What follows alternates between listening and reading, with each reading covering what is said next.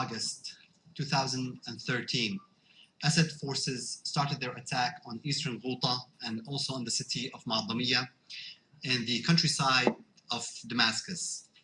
As a result of these attacks, over 1,300 people were killed. Most of these were deaths as a result of using chemical weapons against innocent civilian population. This, of course, happens at the same time that the UN inspector team is only about 10 kilometers away from where the Assad regime attacked these civilians.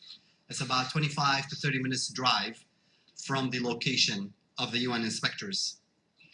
The size of the humanitarian crisis that's taken place in eastern and western Ghouta is beyond description. We have over 1.6 million people who have been basically surrounded in those areas for the past 8 months. And people over there continue to suffer with limited access to food and water and electricity. During those attacks, medical relief teams, first responders used over 25,000 shots of atropine they administered 25,000 atropine shots to impacted patients in those areas. What I'm going to run through in a few minutes is the series of events that took place as we have received them from sources that are still working with the regime. However, they are supporters of the revolution. This will outline basically what took place since the start and the preparation for the attacks. I'll take you back to August 4th in a dinner where Bashar al-Assad, it's the night of the 27th in the month of fasting in Ramadan. Bashar al-Assad was having a public dinner. It was broadcasted live on the Syrian national TV. And in it, he made a promise and a threat to terrorists, and more importantly, to the social networks that support the terrorists. And he described them as these social networks, that these social classes, they support terrorism, and they are releasing animals to the Syrian scene. As how he will deal with these social classes, he said, simply with all pragmatism, with all possible means. If it's important for us for Syria to exit from the national crisis it's dealing with, this national crisis that's negatively impacting everyone, then there are no exceptions to the way that we are going to deal with the terrorists or with those who support them. And it seems truly that Assad carried out the promises that he had given at that point in time.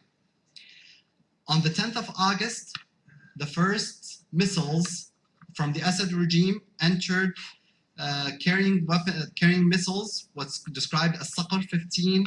Those are Egyptian missiles, and Zilzal, those are Iranian missiles. They entered to the Syrian Research Center, and this is the only organization within the Defense Ministry that has control over chemical weapons in Syria. They entered into the neighborhood of Jamraya. This neighborhood specifically has Division 155. It's also located in Qtaif in the mountains of Qalamon. This was actually in attendance by General Tahir Hamid Khalil, who is the head of the missile forces under the Assad, in the Assad army. And this took place, as I mentioned, on the 10th of August. On the 19th of August, these missiles were carried to their launch pads. Now, our sources could not confirm whether they were loaded with chemical weapons at that point in time or not. On the 20th of August, and from dawn until early evening, the Assad forces were continuously bombarding Ain Tarma, Hain Jobar, Zamalka. Those are areas in eastern and western part of Ghouta. And the Assad regime was bombarding those and shelling them continuously. It was also using its air force to bombard them. All of a sudden, just before, after evening, Air Force stopped the bombardment while helicopters continued to circle the area. On the 2:31 a.m., the forces, Division 155, started to launch its missiles against civilian populations in eastern and western Ghouta. And this was by the supervision of Colonel Ghassan Abbas. They were launching these missiles towards the south. The first missile was launched at 2:31 a.m. There were, at that point in time, 16 missiles launched. 2:32 a.m. The first missiles hit the eastern part of the city of Zamalka. Residents in that city report that they start hearing very strange explosions that they never heard before. There are several specific streets that I'm going to skip translating. We'll make the translation available to you in Arabic, but basically they describe the actual streets where the missiles were targeting. The first missile at 2:32 a.m. carrying chemical weapons, according to our sources, hit the city of Zamalka. At that point in time, doctors started administering atropine shots to patients and started giving them oxygen masks. At 2:40 a.m., the city of Ain Tarma was targeted by additional missiles. We cannot verify whether they carried chemical gases in them or not. At 4:12 a.m., an additional 18 missiles were launched eastern of the capital Damascus, and they targeted the eastern Ghouta.